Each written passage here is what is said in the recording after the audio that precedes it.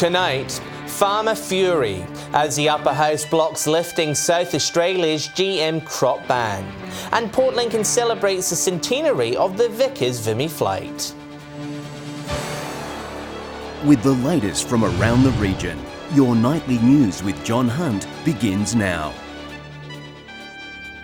Good evening. South Australia's ban on GM crops will continue after the Upper House blocked the move. Grain producers SA say they're bitterly disappointed with the outcome. Defeated once again. South Australia's 15-year ban on GM crops will continue into 2020. I've been inundated with calls from farmers who are frustrated with the politics that's going on here. They just want access to technology, another tool in their toolbox. Labor and SA Best joining forces to block the bill. The Shadow Primary Industries Minister says the decision was based on the way the changes have been made, and Labor are willing to compromise on the offer. It's not the appropriate process. It's a breach of parliamentary convention, so the process has been a bad one. But Grain Producers SA has hit back, saying the science proves South Australia's laws need to change. Grain producers are bitterly disappointed that once again that politics have got in the way of sensible policy reform to give them choice. It just holds back research, and we need every possible avenue we can. One, to mitigate the effects of a changing climate. The state government says the battle isn't over, with plans to keep fighting for the ban to be lifted. A couple of options available, but ultimately we need to figure out a way to give farmers access to this technology. As I said, it's been used without incident interstate for quite some time. Shari Hams, Seven Spencer Gulf News. Community input over a proposed nuclear waste facility near Hawker will end tomorrow, with the votes in a ballot soon to be counted. Laura Milovanovic has more. The impending date on the nuclear waste facility is looming. Hawker residents still able to place their votes on whether they support the construction in their town. The recent vote in Kimba saw almost 62% of residents voted in favour for the site. Member for Grey, Rowan Ramsey, says it's important everyone in the area has their say. The process of consulting with the community to find out whether this is actually what they want and not just the landholder, and this vote is obviously a very big part of that process. However, the voting remains a controversial topic. Nobody should go through the stress that Hawker, Corn and Kimber's gone through. No little town should never ever experience this kind of being totally divided and ripped apart. With only 68% of eligible voters in the Flinders Ranges region posting their decision as of Monday, there's fears the numbers may not increase. Locals urging the remaining 30% to make their voice count. Whether it's yes or no vote, go out and vote. 100% should go out and vote, because that's the only way we're going to get a true sense of this region, of whether they want it or not.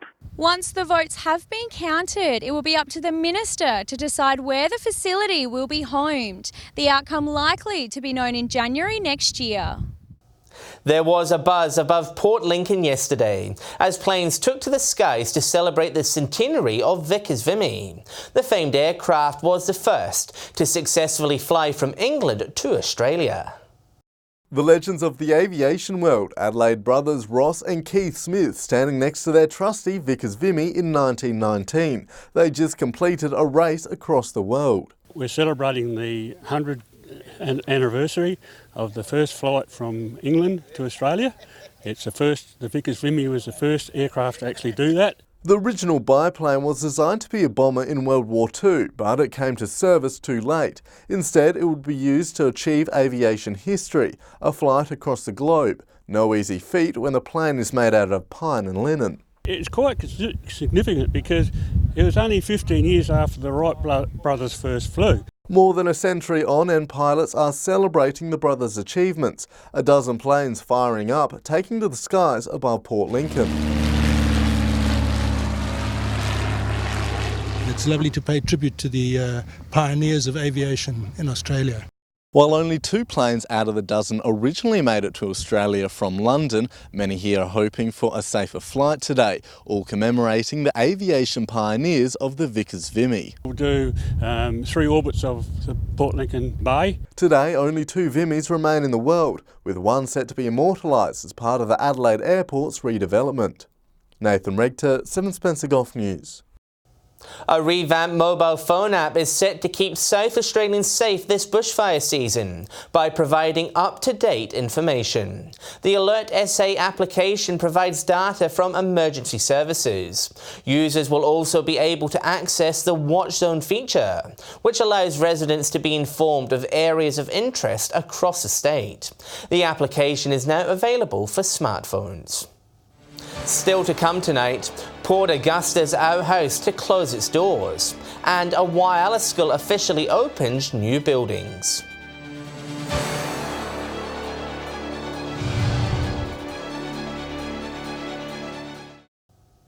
Welcome back.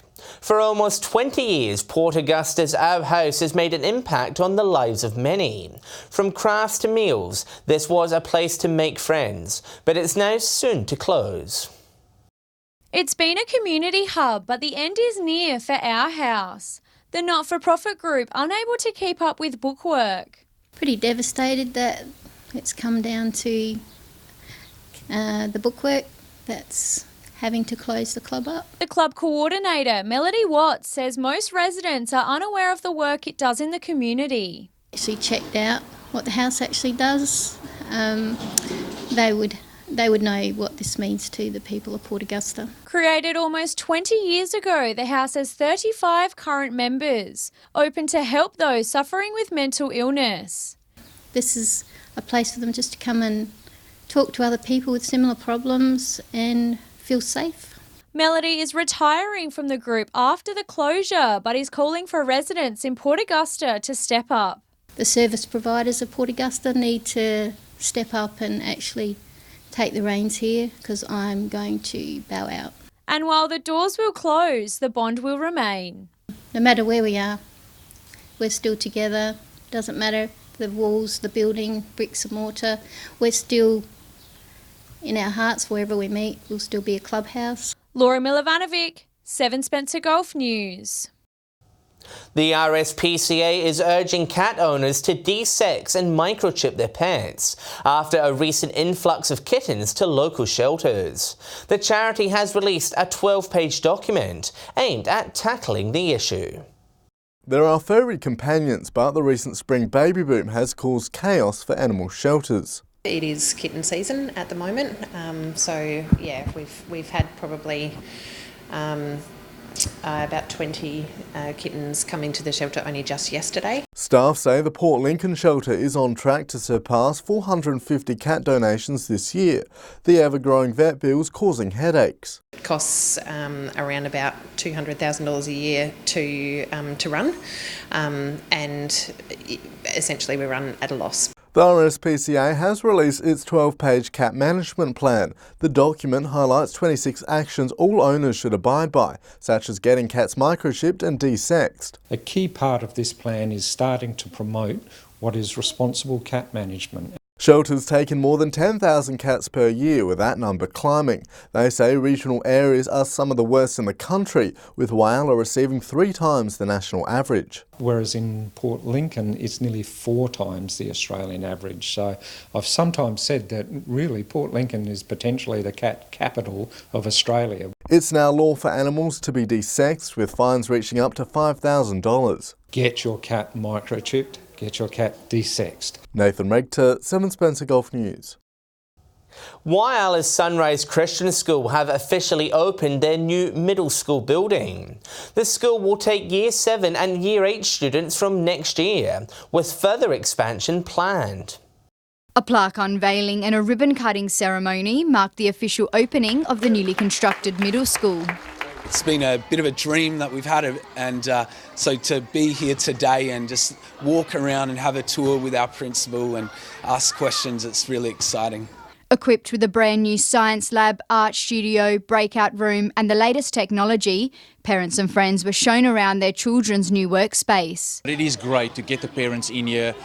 They love the spaces. They went through all the areas of this building just to see what is happening in there. The $2.5 million project only taking 6 months to complete. From the word go, when we started the school back in 2009, there was prayers going out and saying, listen, we want to extend the school from just a primary school to a high school as well.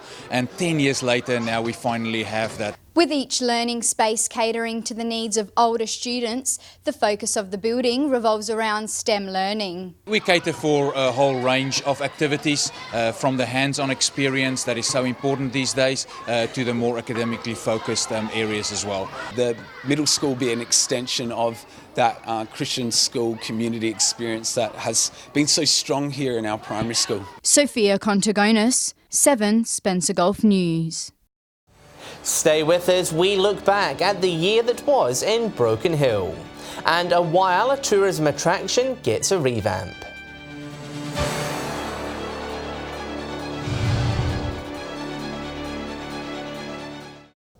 Welcome back.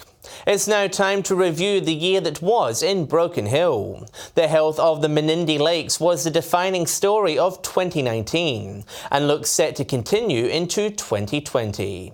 Patrick Ranke sat down with Mayor Daria Turley. Daria Turley, thank you for joining us. Oh, you're welcome. So Daria, another year done and dusted in Broken Hill. Looking back on 2019, how do you think the Silver City went this year? I think it's been a fantastic year. It started off, it really started off on such a high with our Australia Day citizen, John Wren. There was not a dry eye in the house. I think when he said, because it was a standing ovation when he was announced as our Citizen of the Year, standing ovation, and he said, "You stood for me, I'll stand for you." And I think that was it. Everybody was sort of, just couldn't stop clapping. So it started off as a great year and it kept going. And there were some major events on Broken Hill's social calendar, bringing in thousands of tourists across the year. What would you say were some of the best events in 2019? Well, I'm a bit partial to the Broken Hill Festival, and that's an international event now. But I think anybody who knows Broken Hill and the St Pat's Race Meeting and the Silver City Cup, they always bring the crowd in. But an emerging festival that we have is the Broken Hill Heritage Festival. And that's a festival that's really developing, and next year it's being held at Easter. So we can see the numbers really increasing. For all those positives, there were some negatives, and none were bigger than the tragic fish kill up in Menindee early on in the year. It appears that the water issue in the Far West region isn't going away anytime soon. Look, they are. I think the fish kill was a shock to everyone, and it continued. And the reality is that the issue for the Darling River is something that we all need to take responsibility for, that we all need to continue the advocacy. But when we look at the fish kill, it's about the over-extractions, but the climate is changing. So we've actually done quite significantly, one of my motions was to actually recognise there's a climate change emergency. And it's not about writing to government, it's actually about what can we do in Broken Hill to change that. And coming back to Broken Hill now, there are some major projects currently in development. Some even started construction, a few in their early stages. What can the Broken Hill locals expect to see in 2020? Well, I have to say, in this year, we've had so many major infrastructure builds. We actually did, I think, $10 million worth of roads, and Oxide Street was a major development, and that was a road that was at the end of its life. Patton Park, another great celebration that everybody's looking at. Council itself is looking at our development of our library. We're just about there. We're trying to work with government to get them online. But we've got our core group of money that we've put aside, not taking away from other projects, and we'll be looking at that going forward. Well, Daria Turley, thank you for being part of Broken Hill's Year in Review. Have yourself a Merry Christmas and a Happy New Year, and we look forward to seeing you in 2020. Well, Patrick, a Merry Christmas to you and to all the listeners on behalf of the Broken Hill City Councillors and the staff, and to our community. We look forward to 2020.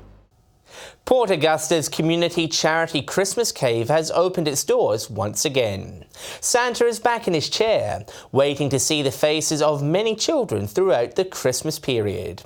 Costing $5 per photo, money raised will be donated to local charities. We give it away around the region for up to $1,500 for the worthy ones that need it, That's the maximum we give, but we've given away about 120,000 since we've been going. The Man in Red will be at the Institute Theatre until December 21st from 9 a.m. till midday. Barunga West Council are preparing for a busy end to the year. The CEO says the town is looking forward to a bright 2020 after a challenging year for the region. A small council with big challenges. This CEO says their fishing and farming community has faced some uphill battles. It certainly has been a challenging time. We've had the impacts of the introduction of a ban on snapper fishing. We've had the ongoing issues around the drought. However, 2020 is looking positive, with $1 million in drought relief made available by federal funding. Focused on local contractors and businesses, so we're looking at closely on what projects that we can put together as a package. The CEO says different community sectors will reap the benefits from this initiative. Not only do they have businesses, but they also support local community groups and sporting groups. So that's some of the important work that we'll be looking at first thing in the new year. Port Broaden's end-of-year festivities are also commencing this weekend. The annual Christmas pageant will be held Saturday afternoon and a Christmas tree competition held afterwards. It's a time for all the families to get together, to have a celebration within the town, and it's certainly built up a reputation of a good, fun time for families and kids to come along. Shari Hams, 7 Spencer Gulf News. Renovations to the HMAS Whyalla are underway, halting tours of the ship for 1 week. Modified ship tours will soon take place, with a focus on the restorations. An ageing ship in need of some TLC, the stack and funnel being repaired in order to preserve one of Whyalla's most historic structures. You can see down the bottom it's quite rusted away, and the structural integrity of it was not great, so we're doing a fair bit of work. New plates and collars for the stack will replace the old supports, with the company using local suppliers for materials. Fair bit of work the past couple of weeks to get it all prepared now for the steel to come on board this week. So we're seeing lots of work happening. Chris Fuster from Active Well Solutions doing an amazing job on board. You need some quite specialised skills to be working in this environment. The 8-month repair process is at its final stretch, with the team experiencing some unexpected delays. The crane that was going to do the work was doing some work down at the jetty for us, and unfortunately one night the day before there was a bit of vandalism down there, and hence the crane wasn't able to get here. Ongoing maintenance is common on board the maritime ship, with staff incorporating the repairs into the tours for visitors to observe. We're obviously gearing up for the summer and Christmas holidays and really excited to know that we'll be open for then. So it's a really short closure, and it's really just to ensure that the major stuff can happen in a safe manner. Sophia Contagonis, 7 Spencer Gulf News.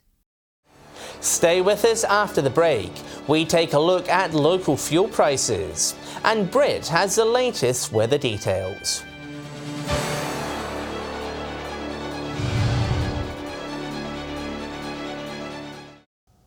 Hello again. Time to check how things are shaping up when we head to the Bowser. Here's Patrick with this week's Fuel Watch. With the Christmas break fast approaching, make sure you're shopping around for the best prices. Starting with unleaded, and Port Lincoln is the only town in the Spencer Gulf to see a drop, the average price falling by a cent to $1.52. It's another week of breaking even for Whyalla, still on $1.49. Port Augusta barely seeing any movement, up into the $1.55 price range. Port Pirie and Kadina are the cheapest place in the Gulf to fill up, the figures hovering around $1.47, $1.46 a litre. No change to Broken Hills over the last 7 days. Adelaide is doing a lot better though, seeing a big tumble in its price down to $1.41 from $1.69 last week. Turning over to diesel now, and it's been pretty quiet. Port Lincoln still on $1.51, Port Augusta an even $1.50, and Port Pirie doing a little better, $1.49. The only township to go up is Whyalla, not by much though. Kadina has ticked down to $1.48, Adelaide doing a bit better,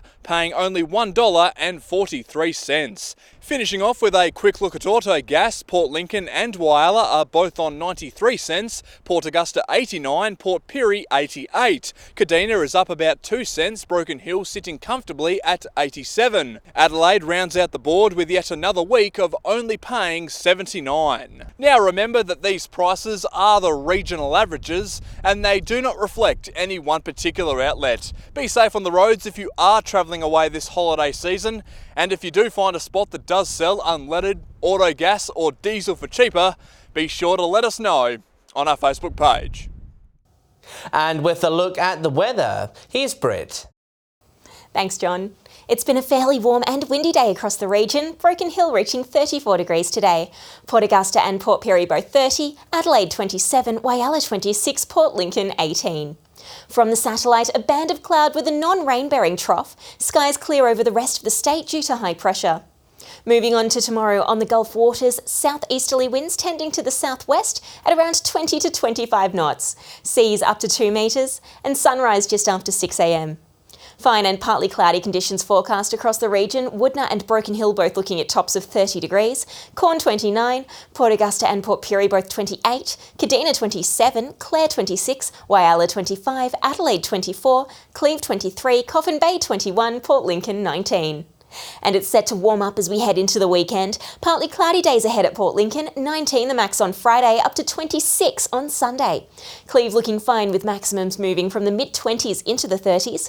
Woodna 30 degrees and partly cloudy on Friday, sunny across the weekend with an expected top of 38 on Sunday. Fine and 24 at Whyalla on Friday, looking sunny across the weekend. Port Augusta with warm and sunny days ahead, 27 on Friday, 33 on Saturday, Sunday 37. Kadina looking fine, 24 on Friday, 31 on Sunday. Port Pirie and Clare both fine and partly cloudy on Friday with maximums in the mid-20s, both sunny and 29 on Saturday, jumping into the 30s on Sunday. And finally to Broken Hill, where it's looking warm and sunny over the coming days, 29 on Friday, 32 on Saturday, Sunday 35. So John, it looks like we've got a warmer weekend on the way. Thanks for that, Britt. And that's the local news this Wednesday evening. Thanks for joining us. I'll have updates later in the evening.